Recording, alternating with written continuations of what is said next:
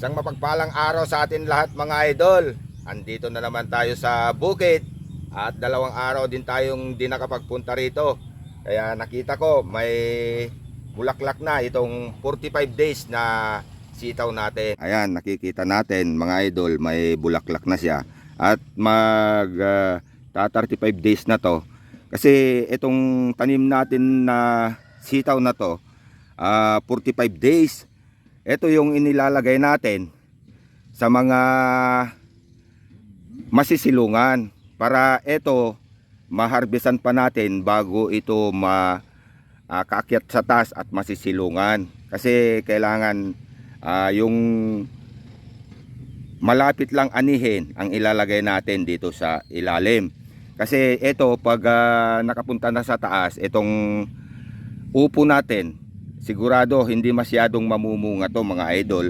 Kaya napakaganda na ito yung mga ilalagay natin. Bali double purpose kasi to mga idol, para mataniman natin dito sa gitna niya. Ayan, katulad nitong sitaw na nabagyo, napakaganda na ulit.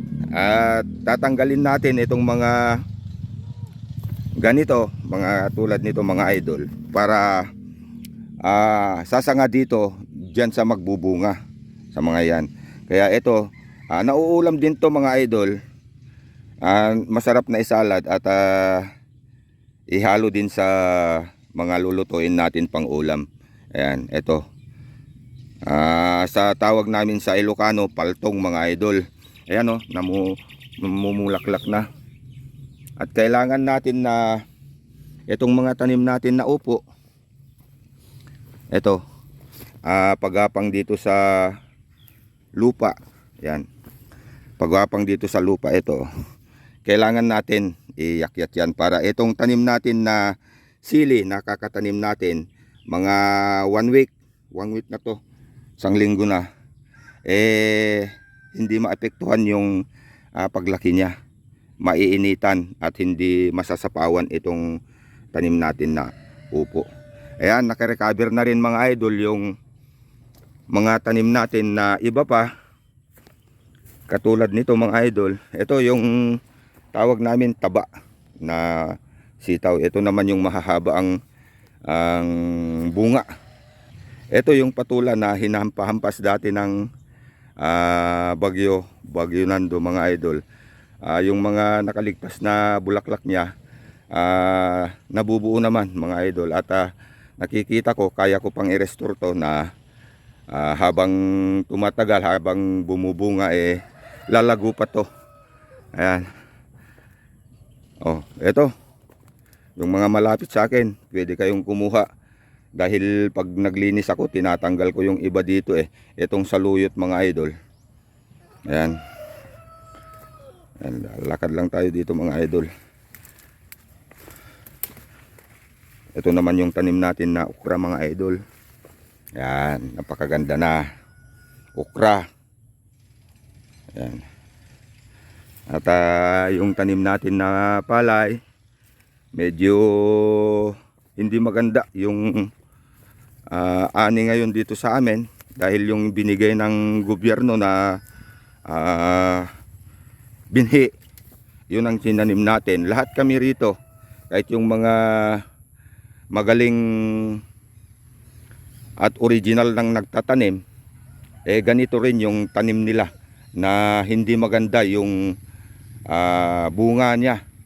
May mga puno na hindi namunga. Kaya yung binhi ang unang naisip nila na hindi maganda, baka matagal ng stock. Yan, yan mga idol. 1 linggo pa mga idol, pwede na tong anihin. Itong palay natin. Yan. At tataniman na ng mais para sana makabawi. Kasi sobrang mura daw ang palay sa ngayon. First time kasi natin na magtanim ng palay mga idol. Dahil yun nga, hindi naman tayo magbubukid dati. Ito tanim-tanim lang ng kunting gulay na pang pamilya. Yan. Ito naman yung tanim natin na mga nakarecover na pipino mga idol. Yan. Ito yung pipino na malalaki.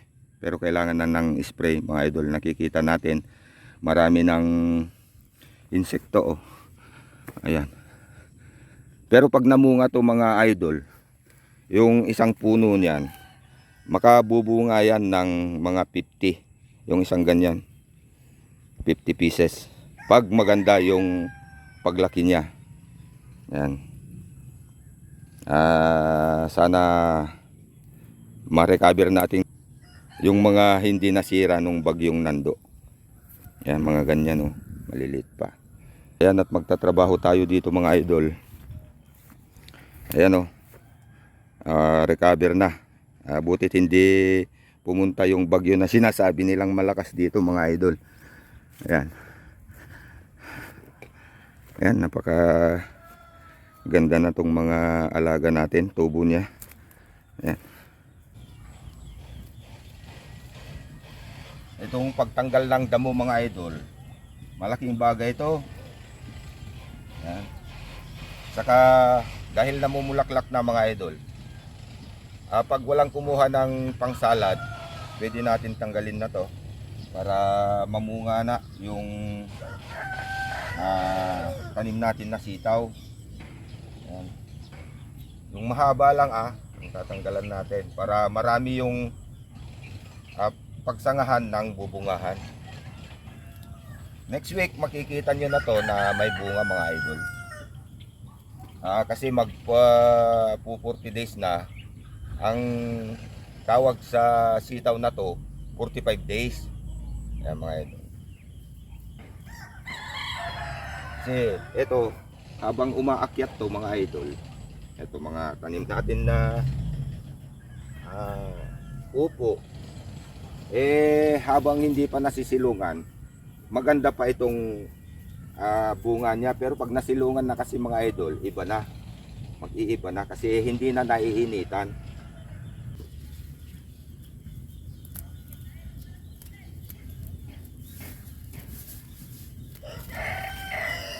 Dapat tanggalin kasi natin itong mga damo mga idol kung may oras tayo. Mas maganda rin yung malinis.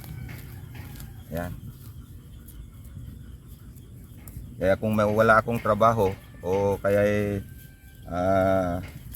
hindi pa oras yung trabaho natin, andito lang ako sa bukid mga idol na naglilinis sa ating mga alaga. At saka itong mga tanim natin na gulay. Yan. Kung may isang oras tayo dito, napakaganda.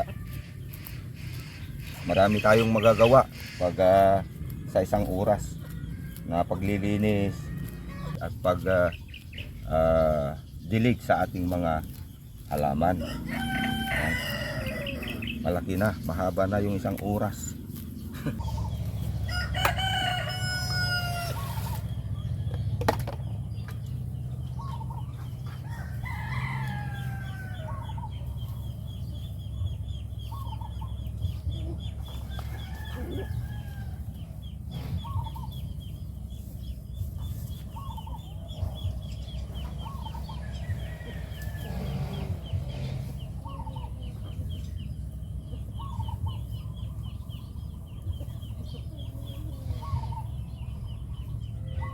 Didiligan natin mga idol at saka sabay na natin tatali.